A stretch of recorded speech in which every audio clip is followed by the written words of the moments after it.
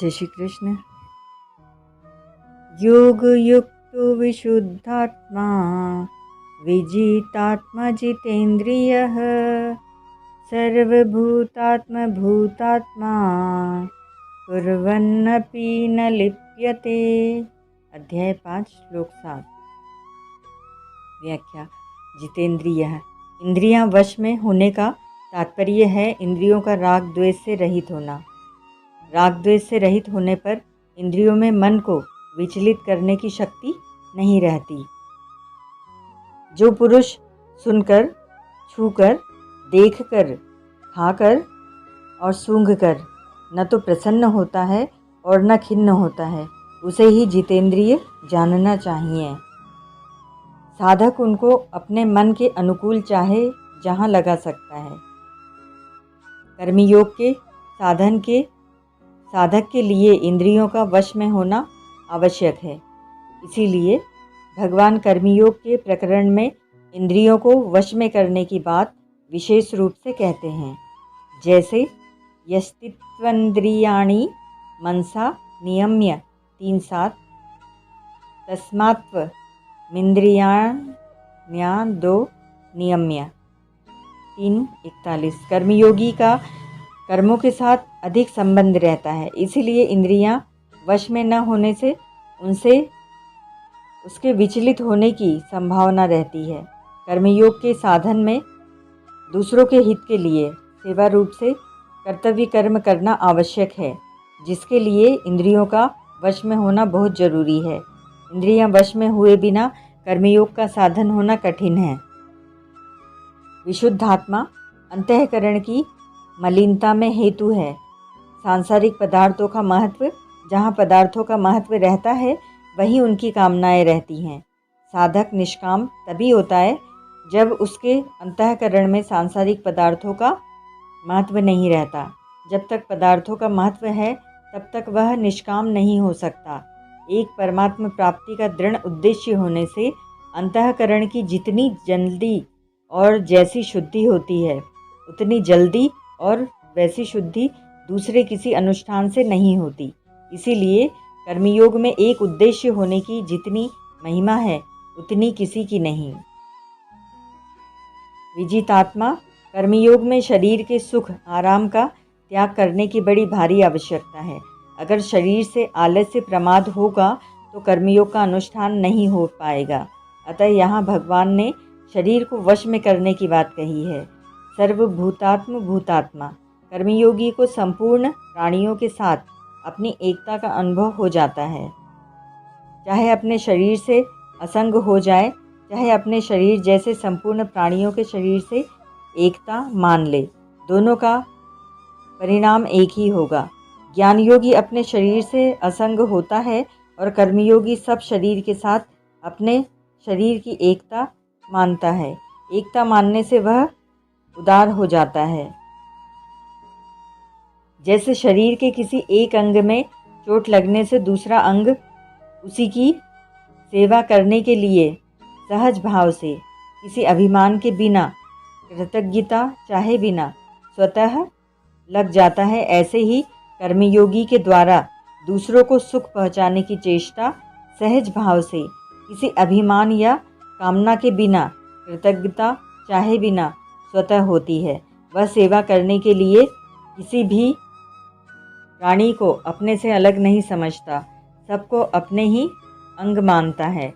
जैसे अपने शरीर में भिन्न भिन्न अवयवों से भिन्न भिन्न व्यवहार होने पर भी सब अवयवों के साथ अपनापन समान एक ही रहता है, ऐसे ही कर्मयोगी के द्वारा मर्यादा के अनुसार संसार में यथा योग्य भिन्न भिन्न व्यवहार होने पर भी सबके साथ अपनापन समान रहता है। अपना राग मिटाने के लिए सर्वभूतात्म भूतात्मा होना अर्थात सब प्राणियों के साथ अपनी एकता मानना बहुत आवश्यक है। कर्मयोगी का स्वभाव है उदारता।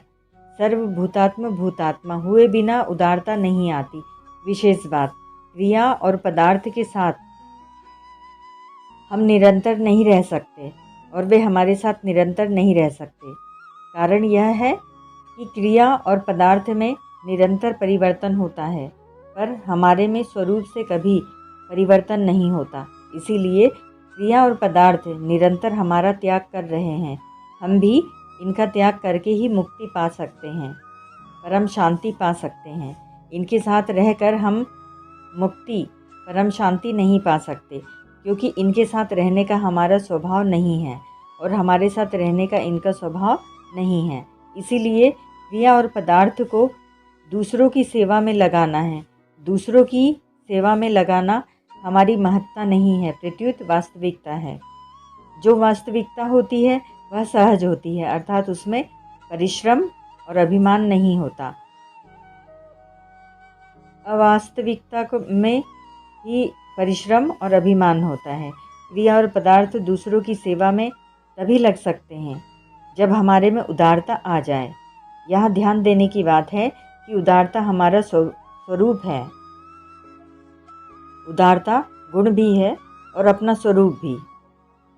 हमारे पास जो पदार्थ हैं वे दूसरों की सेवा में लग जाएं, इस भाव से उन्हें दूसरों की सेवा में लगाया जाए, यह उदारता गुण है। हमारे पास जो पदार्थ हैं वे हमारे हैं ही नहीं, ऐसा समझकर उन्हें दूसरों की सेवा में लगाया जाए, यह उदारता हमारा स्वरूप है। क्योंकि इसमें पदार्थों से संबंध विच्छेद हो जाता है और स्वरूप ज्यों का त्यों रह जाता है। इसीलिए उदारता में न तो धन खर्च करने की आवश्यकता है और न परिश्रम करने की आवश्यकता है। आवश्यकता केवल इसी बात की है कि हम सुखी को देखकर प्रसन्न हो जाएं और दुखी को देखकर करुणित दयालु हो जाएं। हृदय में यह करुणा पैदा हो जाए कि यह सुखी कैसे हो। सुखी को देखकर ऐसा भाव हो जाए कि सभी सुखी हो जाएं और दुखी को देखकर ऐसा भाव हो जाए कि कोई दुखी न रहे। भगवान ने भोग और संग्रह को साधन में बाधक बताया। गीता 2 अध्याय का 44वां श्लोक। सुखी को देखकर प्रसन्न होने से भोग भोगने की इच्छा मिट जाती है, क्योंकि भोग भोगने में जो सुख मिलता है वह सुख हमें दूसरों को सुखी देखकर विशेषता से मिल जाएगा, तो हमें भोग भोगने की आवश्यकता नहीं रहेगी। दुखी को देखकर दुखी होने से संग्रह करने की इच्छा मिट जाती है, क्योंकि अपना दुख मिटाने के लिए जिन वस्तुओं का हम संग्रह करते हैं और व्यय करते हैं वे स्वतः दूसरों का दुख दूर करने में लग जाएगी। जैसे अपने पर कोई दुख आने से हम उसे दूर करने की चेष्टा करते हैं, ऐसे ही दूसरों को दुखी देखकर हम अपनी शक्ति के अनुसार उनका दुख दूर करने की चेष्टा होने लगेगी। प्रसन्नता और करुणा में एक विलक्षण रस है। वह रस क्रिया और पदार्थ से संबंध विच्छेद करके जीव को परमात्म स्वरूप नित्य रस के साथ अभिन्न करा देता है। योग युक्त है, जितेंद्रिय, विशुद्धात्मा, विजितात्मा और सर्वभूतात्मा भूतात्मा, इन 4 पूर्वोक्त लक्षणों से युक्त जो कर्मयोगी है उसे ही यहाँ योग युक्त कहा गया है। साधन में स्वाभाविक प्रवृत्ति न होने में कारण है उद्देश्य और रुचि में भिन्नता। जब तक अंतःकरण में संसार का महत्व है तब तक उद्देश्य और रुचि का संघर्ष प्रायः मिटता नहीं। उद्देश्य अविनाशी परमात्मा का होता है और रुचि प्रायः नाशवान संसार के प्राणी, पदार्थ, परिस्थिति आदि की होती है। उद्देश्य और रुचि अभिन्न हो जाने पर साधन स्वतः तेजी से होने लगता है। यहाँ योग युक्त पद ऐसे कर्मयोगी के लिए आया है जिसका उद्देश्य और रुचि अभिन्न हो गई है, अर्थात उद्देश्य और रुचि दोनों एक परमात्मा में ही हो गए हैं। उत्पन्न और नष्ट होने वाला फल किंचिन मात्र भी न चाहे तभी कर्मयोग होता है। फल और उद्देश्य दोनों भिन्न भिन्न होते हैं। कर्मयोगी में फल की इच्छा तो नहीं होती, पर उद्देश्य अवश्य होता है। कर्मयोगी का उद्देश्य वही होता है जो सबको मिल सकता है और सदा साथ रहता है। जो किसी को मिलता है, किसी को नहीं मिलता, और कभी रहता है कभी नहीं रहता, वह उसका उद्देश्य नहीं होता है। इस दृष्टि से उद्देश्य सदा परमात्म तत्व का ही होता है। परमात्म तत्व किसी कर्म, अभ्यास आदि का फल नहीं है। फल उत्पन्न और नष्ट होने वाला होता है, पर परमात्मा नित्य रहते हैं। उत्पन्न और नष्ट होने वाली वस्तु को कर्मयोगी चाहता ही नहीं, क्योंकि उसकी चाहना ही परमात्मा प्राप्ति में बाधक है। एकमात्र परमात्मा ही उद्देश्य होने से कर्मयोगी को योग युक्त कहा गया है। यहाँ जिसे योग युक्त कहा गया है, उसे ही छठे अध्याय के चौथे श्लोक में योगारूढ़ः कहा गया है। कुर्वन्नपि न लिप्यते, कर्मयोगी कर्म करते हुए भी कर्मों से नहीं बंधता। कर्मों के बंधन में हेतु है कर्मों के प्रति ममता, कर्मों के फल की इच्छा, कर्मजन्य सुख की इच्छा तथा उसका भोग और कर्तृत्वाभिमान।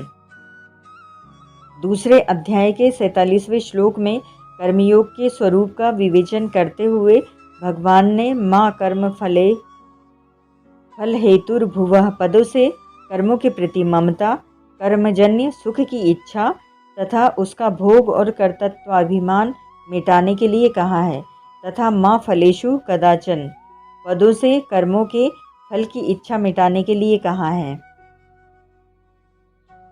सारांश में कर्मों से कुछ न कुछ पाने की इच्छा ही बंधन में कारण है। किंचन मात्र भी पाने की इच्छा न होने के कारण कर्मयोगी कर्म करते हुए भी उनसे बंधता नहीं, अर्थात उसके कर्म अकर्म हो जाते हैं।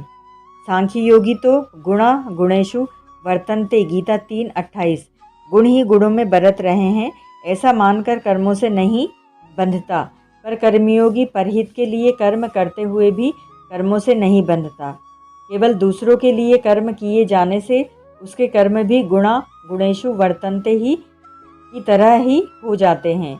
यहाँ अपि पद में एक भाव यह भी है कि कर्मयोगी कर्म करते समय तो निर्लिप्त है ही, कर्म न करते समय भी वह निर्लिप्त है।